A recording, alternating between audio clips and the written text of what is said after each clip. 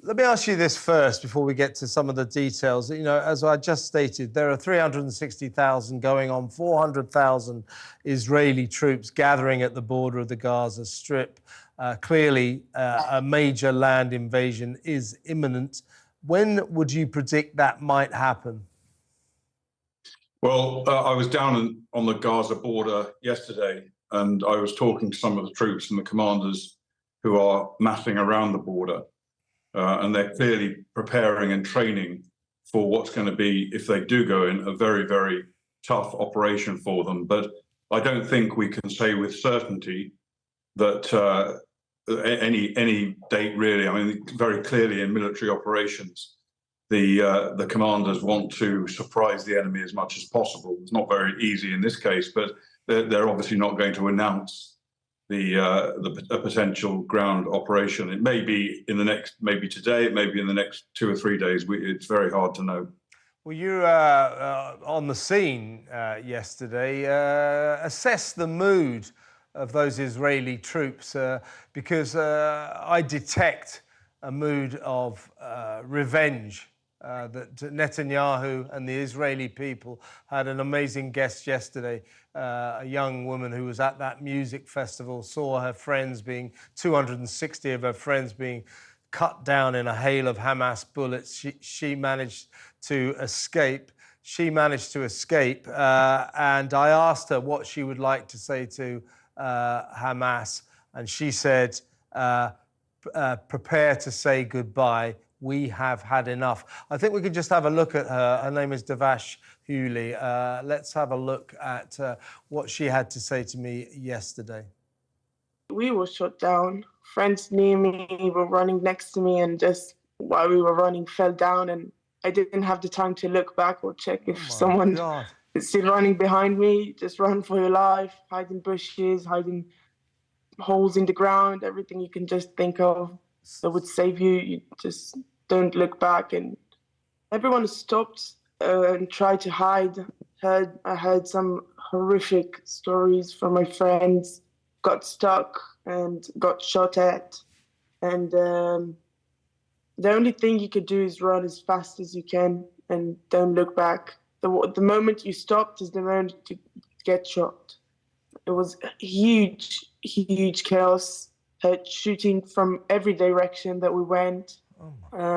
Still bombing all over our head. We didn't get excited from the bombing, from the rockets, because we knew the bullets are much more lethal and would kill us the second they would hit us. And we are all, I'm a soldier in the IDF, I'm a warrior. And I think the thing that saved us is we are all warriors, the group that ran with me.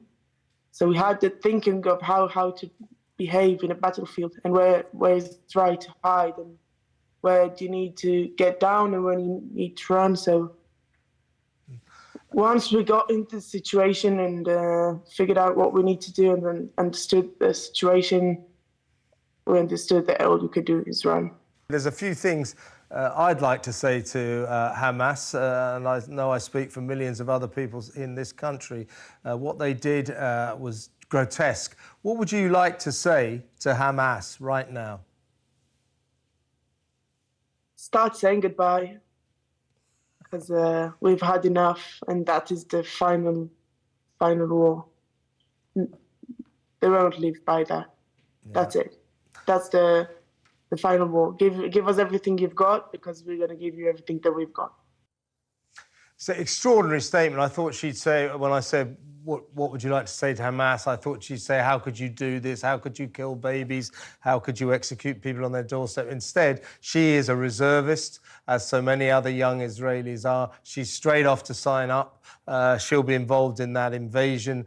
And her message to Hamas was start saying goodbye, because we've had enough. And I think that reflects the mood of Benjamin Netanyahu. It reflects the mood of Israel. And I dread to think what is going to happen when they invade.